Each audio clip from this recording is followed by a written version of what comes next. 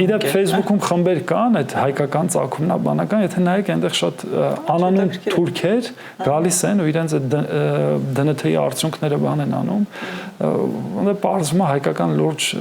ներկայություն կա նրանց բանի մեջ, ու նաև շատերը պարզ ակնհայտ գիտեն, որ իրանց տատիկը կամ նախատատը հայ է եղել, դուք պատկերացրեք, թե սա ինչ էֆեկտ կարող է ունենալ, բայց եթե մտածում ենք ինչ կտա, նախ պետք է Թուրքիան պատրաստ լինի դրան, երկրորդ, այստեղ մի կարևոր խնդիր էլ կա, մեր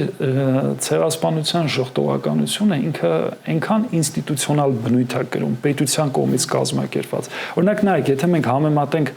Միացյալ Նահանգներում այդ սևամորթների ստրկության կամ բնիկ ամերիկացիների ոչնչացման հետ, իրենք հետքեր կան, չէ՞, այսինքն իրենք եթե անգամ ժխտում են, ինչ-որ մի բան կա, որ ժխտում են, չէ՞, մեր դեպքում մեր հետքերը այնպես է ոչնչացվել, որ անգամ այդ անցյալը ոչ թե մենք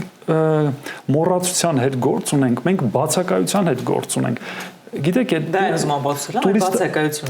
տուրիստական ընկերությունները, որ գնում են, ասենք, մի տան մեջ մի խաչքարի կտոր են բանանում կամ կիսավեր մի քանի եկեղեցի կա կամ բան, դա իրականում շատ քիչ բան ասում, թե հայերի ներկայության մասին